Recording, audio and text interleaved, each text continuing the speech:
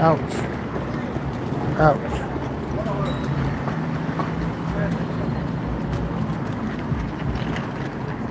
Not exactly the best of times to have cramp in my foot.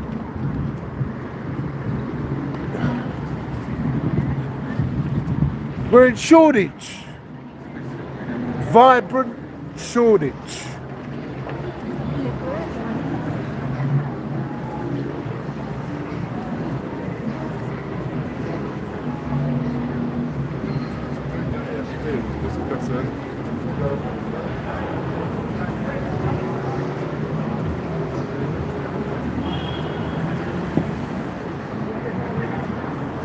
I just tried to get a bus and it wouldn't let me on. We just wouldn't let anyone on. We just went straight past. So I went to another bus stop, see if we could do it that way.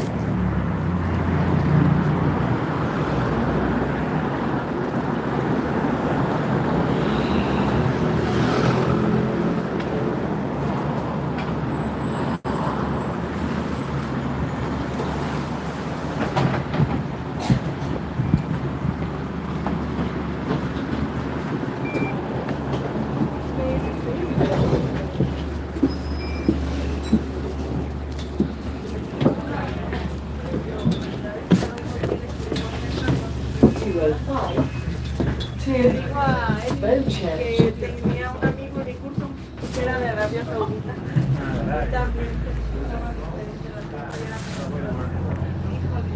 luego me puse a trabajar con él. Después tuve que entender que también no lo sí, ya también ya después ya le también ya con el contexto que más o menos están diciendo ya están hablando sobre algo. Sí, justamente.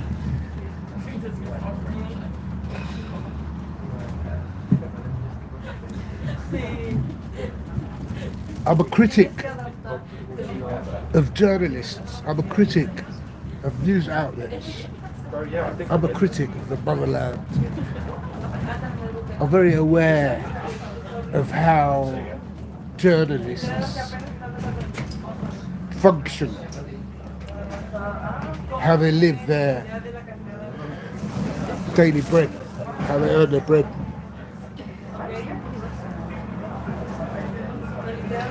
In one of my videos, I went into talking about the debunking of when Bashar al-Assad left Syria. And in around 2001, I think it was, around 2002, I was covering Egypt, Palestine, Libya, Lebanon, and I think it was them. Egypt, Palestine, Libya, Lebanon, and Syria, I think. But I was focusing on Libya. Why? Because Libya's a very similar example to Lebanon, being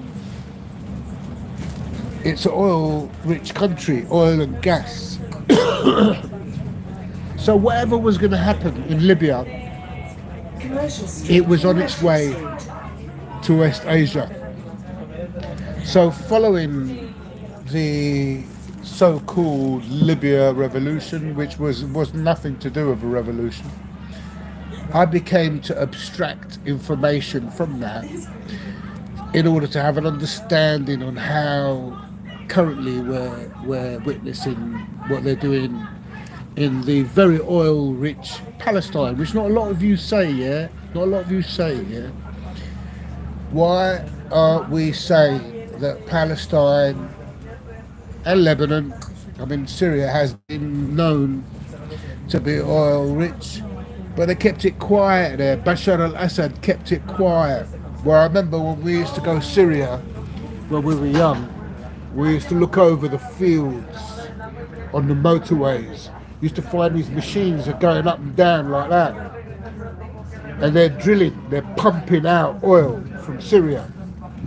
Now, one of the things I will criticise Bashar al-Assad for was, what did he do for Syria? There's so many arse lickers out there who seem reluctant to speak with an open voice about Bashar al-Assad's role in the Middle East, not just in Syria, but in the Middle East.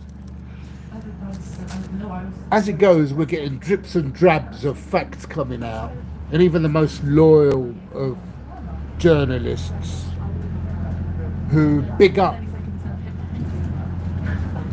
people like Iraq, well, countries like Iran, and big up people like Bashar al-Assad. Right until now, we're seeing people who are bigging up Bashar al-Assad. There's a lot of things I want to say, but I can't say, because if I do,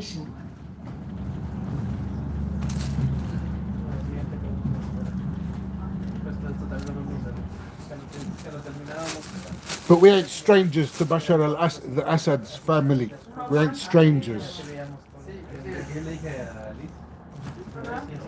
I just want to give you an example from familiarizing Lebanon to Syria. During the Colonel Gaddafi days, there were people in the Libyan government who started to grass up Gaddafi. One of them was, I really can't remember his name. Really, I mean, you may know who it is. But he was Asmar. How do you say Asmar? Half caste. He was a African half caste. And eventually, when Libya fell, this particular man, who was one of the ones that was in the government of Libya, he was ejected and sent over to the Gulf. So he was given a free rein to leave Libya and go and stay in the Gulf. So he must have clearly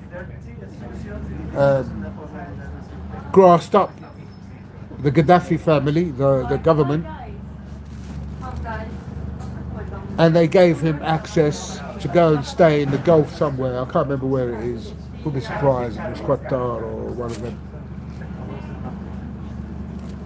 And he left. And exactly the same scenario, we see this in Syria. Now, the other day I heard a version of how Bashar al-Assad became to leave, or how he was subjected to leave Syria. And they get funnier and funnier, really, with the analysis. But we need to digest that Bashar al-Assad, and I said it in my other video, he sat down with the Queen of England, with his wife, on a dinner in Buckingham fucking Palace. And they sat down and ate together.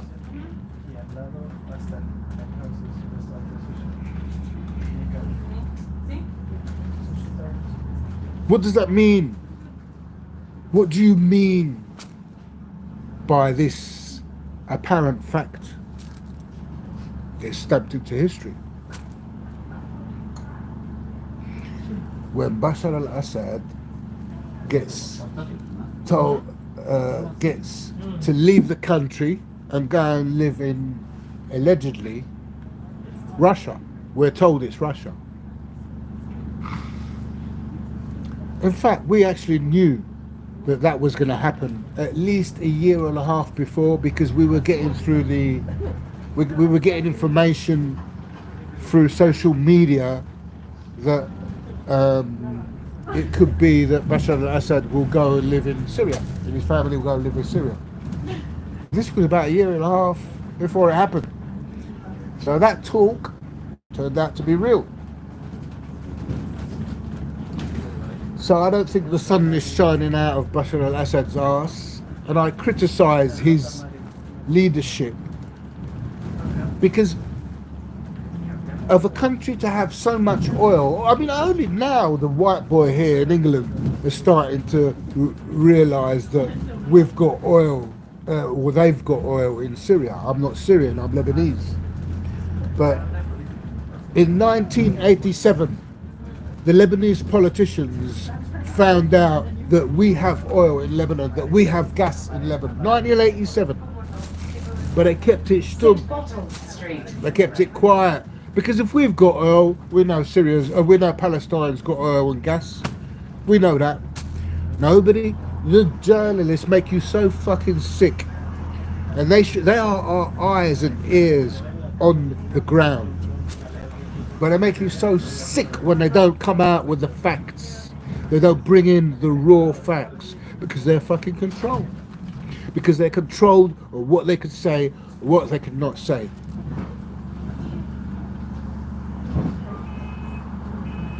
It breaks none of my bones to criticize Bashar al-Assad for failing to provide Syria, 205. which should be a dazzling country. Should have been a dazzling country. I mean, how many fighter jets did he have? Could have been more than a few. He gave what was it? His mass destructions, weapons of mass destruction. I can't remember what it was now. It was this some kind of chemical shit? What a stupid mistake to give that away. But like I said, I don't believe that Bashar al-Assad was what I thought he was, which was 100% anti-Zionist. I don't think so. On the contrary, I think that Bashar al-Assad was collaborating with Israel, obviously indirectly, but he was given instructions. He was given instructions. They tell him what to do. Yeah. Now you might say, well, he's fired back at Israel in the past. So what? What did that do? Where did that rocket fall?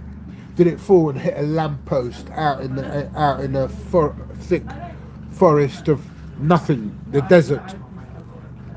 Just like Iran were doing when they were firing their cheap 1980s, 1990s old rockets over to Israel, firing it over to Israel to make out that they were actually doing something.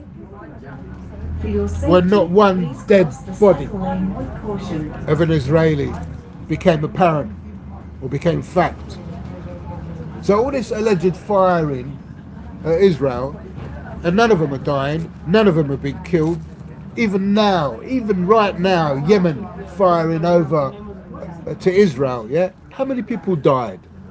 How many people died through Yemeni rockets? Right now, I could tell you, as far as I'm concerned, 0. So even when Syria was firing at Israel, or even Lebanon was firing at Israel, they weren't hitting anyone. And Hezbollah, they fucked up big time, so much by listening to Bashar al-Assad. When Bashar al-Assad said to them, I need Hezbollah resistance in Syria, Lebanon went and gave them. And when I found out about that, I made my comments absolutely clear on social media. I said Lebanon, what is it, 1,400 square kilometers, or roughly. Why are we sending our men, our Lebanese blood? Because that's what they are. You want to call them Hezbollah, but they are the resistance, and they are Lebanese. They are Lebanese blood. They have Lebanese passport. They're not Iranian passports, like they try to spin off that we're controlled by Iran. Fuck off. Look at America right now. If we're controlled by Iran, look at America right now.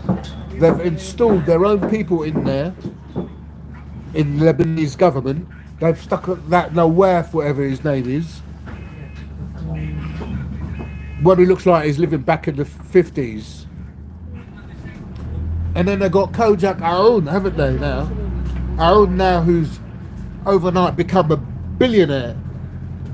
So we already know Lebanon has over 37 billionaires in Lebanon. How did they become billionaires? I can tell you.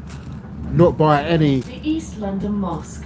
Not by any anything other than corruption and illegality. That's the way they became. They were elevated by government. You don't become a billionaire unless you're elevated by the government. Yeah, you don't do that. And those who tell you, oh no, we were self-made billionaires, bollocks. They are bullshitting out of their mouth, just like their salesmen.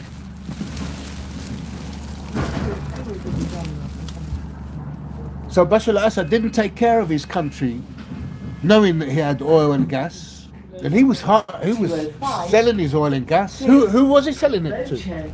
That's a question, isn't it? Who is Assad selling his oil to?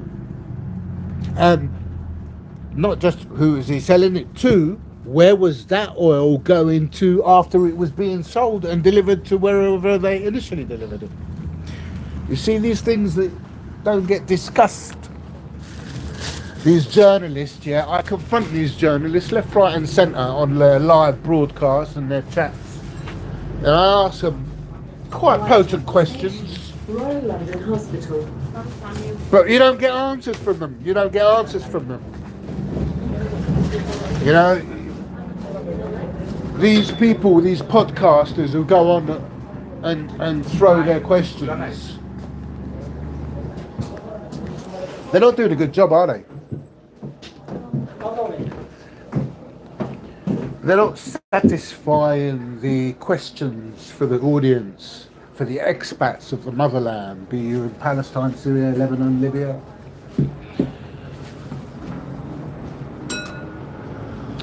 Rarely now we get a satisfying podcast that, you know, I mean, they get their guests come on their podcast and they start doing their little talk, and then they'll talk in between and they'll give their little version of event and then throw the questions at them.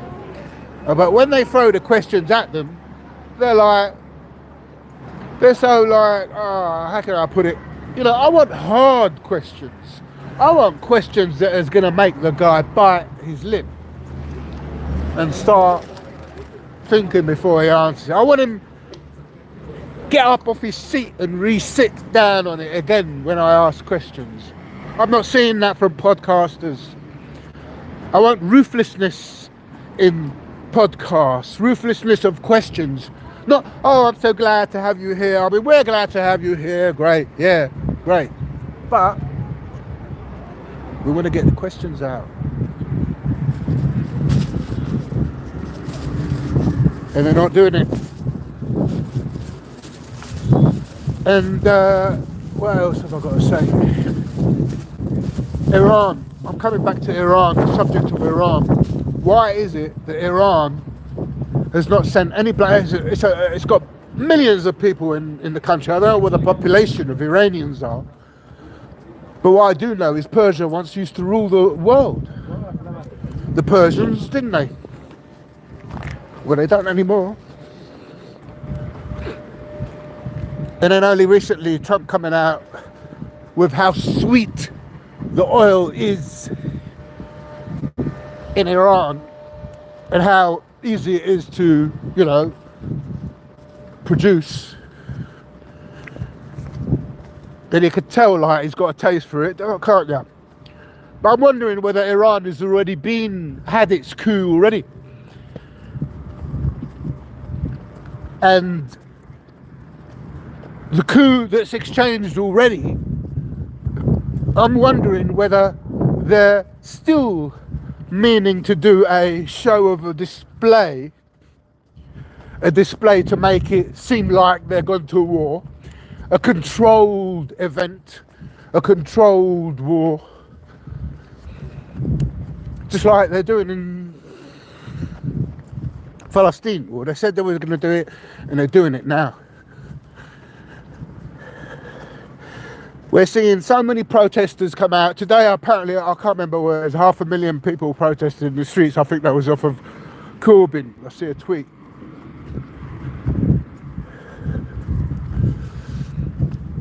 But when I grew up in London, we used to witness the major event, really, which was the Brixton riots. Getting a bit chilly. The Brixton riots were magnificent. The Brixton riots were violently magnificent. When I say violently magnificent, what do I mean there? I'm not trying to sensationalise violence, but we know from police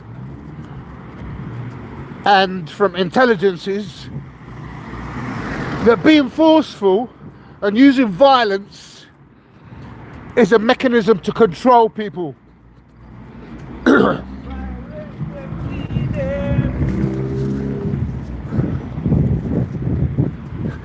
And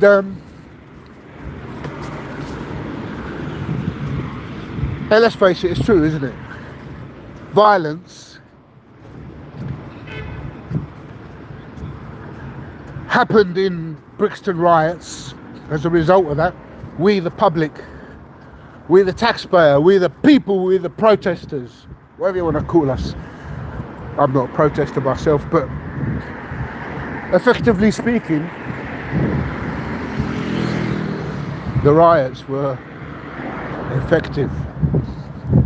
Now, how do you go on a podcast and tell the public, look, the current law here in this country, and indeed in all the other NATO countries and all the other Western countries, you know, America, all of them, I've mentioned NATO countries and all the other Western countries, they have laws now which stop you from doing things like pulling up a flag. Even these days, pulling up a flag is seen as offensive. But how do you tell the public that the only way to effectively achieve results is violence?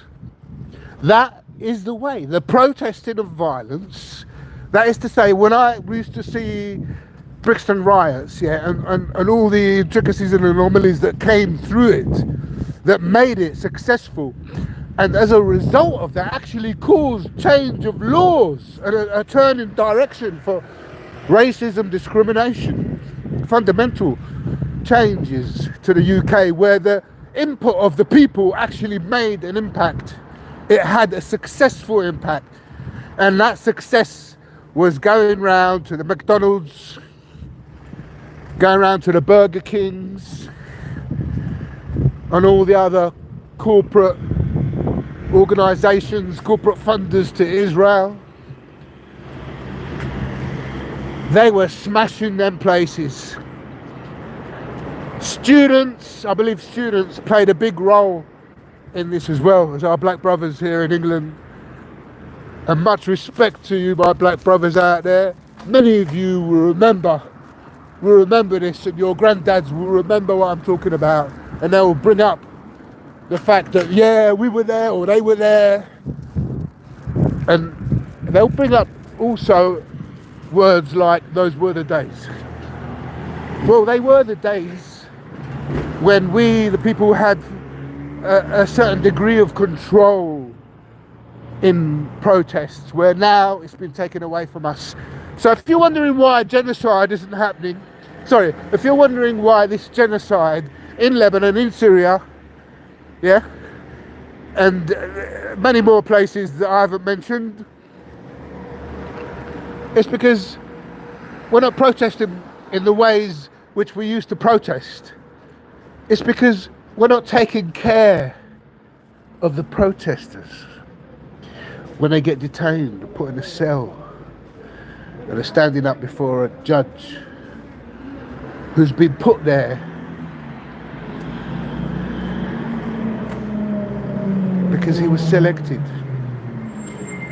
And so the message out in this podcast, really, as well as what I've touched over, is you ain't gonna get any joy by protesting peacefully, holding a fucking flag up. It's not gonna happen.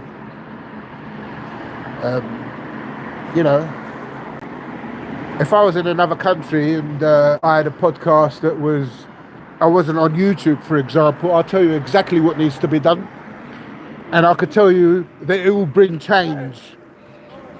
Yeah? But we can't do that here on social media, because if we do, we'll be seen as someone who's just not being honest. Someone who's causing... they're going to name me whatever they're going to name me, aren't they? Look, I have to go right now, but I'm going to continue this chat a little bit later. On that note, I bid you a good day.